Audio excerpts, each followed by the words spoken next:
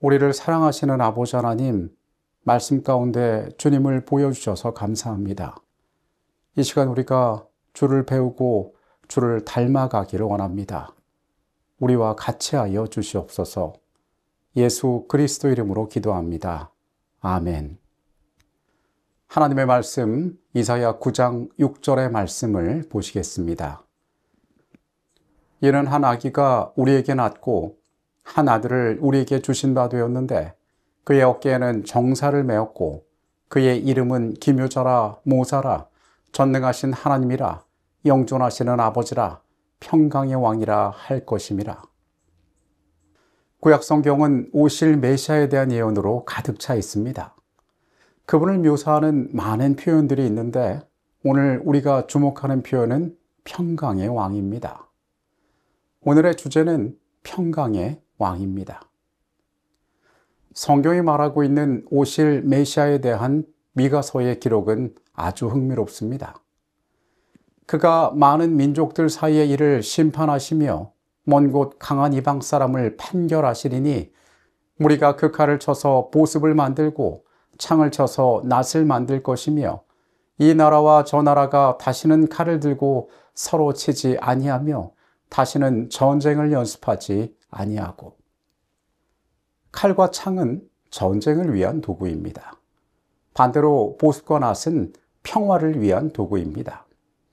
구약 성경은 장차 임하실 평강의 왕 메시아에 대하여 말하고 있는데 성경은 그분께서 통치하시는 이 세상에는 평화가 찾아올 것이라고 말하고 있습니다.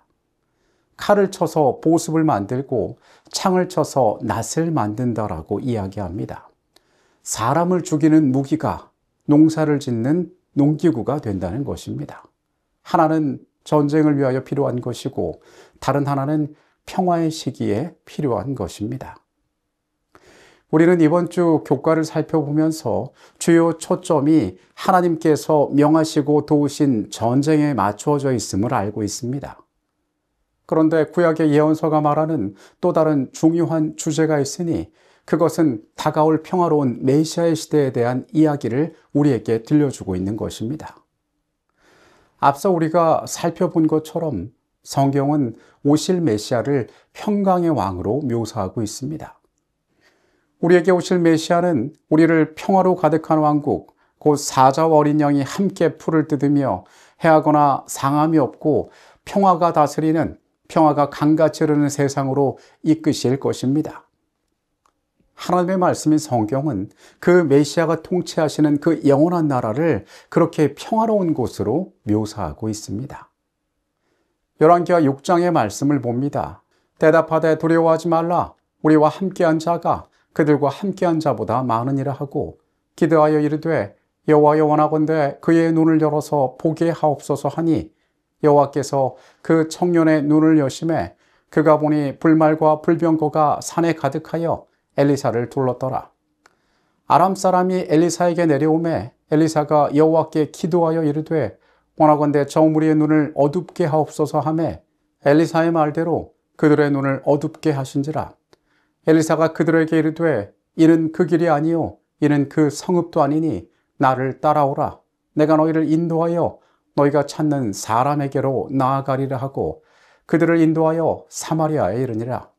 사마리아에 들어갈 때에 엘리사가 이르되 여호와여 이 무리의 눈을 열어 보게 하옵소서 하니 여호와께서 그들의 눈을 여심해 그들이 보니 자기들이 사마리아 가운데에 있더라.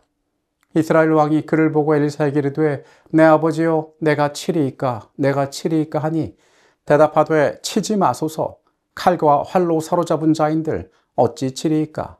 떡과 물을 그들 앞에 두어 먹고 마시게 하고 그들의 주인에게로 돌려보내소서 하는지라. 왕이 위하여 음식을 많이 베풀고 그들이 먹고 마심에 놓아보내니 그들이 그들의 주인에게로 돌아가니라. 이로부터 아람의 군대의 부대가 다시는 이스라엘 땅에 들어오지 못하니라. 선지자 엘리사의 시대에 아람의 군대가 이스라엘로 쳐들어왔습니다. 하나님께서 그들의 눈을 어둡게 하시고 그들을 사마리아로 보내셨습니다. 이스라엘 왕은 눈앞에 벌어진 그 모습에 흥분하여 선지자에게 내가 그들을 치냐고 2번이나 묻습니다. 그러나 선지자는 그들을 치지 말라고 이야기합니다. 오히려 떡과 물을 주어서 그들을 돌려보내라고 이야기합니다. 선지자는 사람들이 보지 못하는 것을 보고 있었습니다. 아람의 군대가 그들을 치러 왔을 때도 더 큰 하나님의 군대가 그들을 두르고 있는 것을 그는 보았습니다. 사람의 눈에는 그들을 해하는 것이 그들에게 이익이 될 것처럼 보였지만은 그들을 평화로 대하는 것이, 선대하는 것이 더 나은 결과를 그들에게 준다는 것 또한 알고 있었습니다. 선지자는 하나님께서 이 문제를 어떻게 다루시는지를 알고 있었고, 하나님께서는 사람이 보고 있는 것 이상의 것들을 그들에게 보여주셨습니다. 하나님께서는 우주의 전쟁에 관여하고 계시고, 이 전쟁이 우리가 살고 있는 이 세상에도 영향을 미치고 있지만은 구속의 가장 궁극적인 목표는 끊임없는 갈등이나 원수의 영원한 종속 상태가 아니라 완전하고도 영원한 평화란 사실을 우리는 기억할 필요가 있습니다. 전쟁은 존재합니다. 그러나 전쟁이 존재하는 가장 중요한 이유는 영원한 피로를 위한 과정으로서 전쟁은 존재한다는 것입니다. 폭력은 폭력을 낳게 되지만 평화는 평화를 낳게 되어 있습니다. 예수께서 잡히시던 밤에 무력으로 그들을 상대하려는 제자에게 예수께서는 칼을 가진 자는 칼로 망한다라고 말씀하셨습니다. 우리는 이 열왕기하의 말씀 가운데 그들이 선대하여 아람의 군대를 돌려보낸 후에 그 부대가 다시는 이스라엘 땅에 들어오지 않았다는 성경의 기록에 주목합니다. 그들이 선으로 악을 갚았을 때에 더 이상의 분노가 그 땅에 이어지지 않게 되었던 것입니다.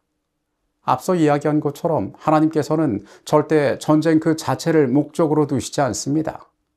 이 전쟁의 목적은 율법을 수호하고 그분의 나라의 원칙을 세우기 위하여 사용하시는 하나님의 하나의 심판의 도구일 뿐인 것입니다. 이 전쟁을 수행하는 목적은 궁극적인 평화를 이루기 위한 것입니다. 천사들이 예수님의 출생을 목자들에게 선포할 때에 베들레헴 상공에서 지극히 높은 곳에서는 하나님께 영광이요 땅에서는 기뻐하심을 입은 사람들 중에 평화로다라고 노래하였다. 이 예언적 말씀과 그리스도께서 내가 세상에 화평을 주러 온 줄로 생각지 말라, 화평이 아니요 검을 주러 왔노라고 하신 말씀은 서로 배치되는 듯하다. 그러나 올바르게 이해하게 되면 그 둘은 완전히 일치된다. 복음은 평화의 소식이다. 구약의 약속대로 이 땅에 오신 메시아는 참된 평강의 왕이 어떠한 분인지 우리에게 보여주셨습니다. 그분께서는 우리에게 복수하라 말씀하지 않으셨습니다. 이 모든 것은 너희 아버지께서 갚아주신다라고 이야기했습니다. 그분께서는 원수도 사랑하라고 말씀하셨습니다. 십자가 위에서 그분은 그분을 못 박는 자들을 위하여 중보하셨습니다. 여러분, 어쩌면 하나님의 백성으로서 이 땅을 살아가면서 우리에게 있어서 이 평강의 왕 되신 예수를 닮아가는 일은 가장 어려운 문제일 수 있습니다. 평강의 왕 되신 하나님께서는 이 땅에서 악을 물리치시고 공의를 바로 세우시지만 그 모든 것은 평화의 나라를 이루기 위한 것임을 우리는 기억해야 할 것입니다. 하나님에 대하여 더 깊이 느끼고 알아가는 한날의 삶이 되시기를 바라겠습니다. 기도하시겠습니다. 거룩하신 아버지 하나님, 주께서 이 땅에 이루시고자 하는 그 평강의 나라에 우리가 살기를 원합니다. 여전히 해결되지 않은 이 땅에서의 많은 문제들 가운데 때로 우리가 지치고 두려워하며 살아가고 있음을 주께서 아십니다.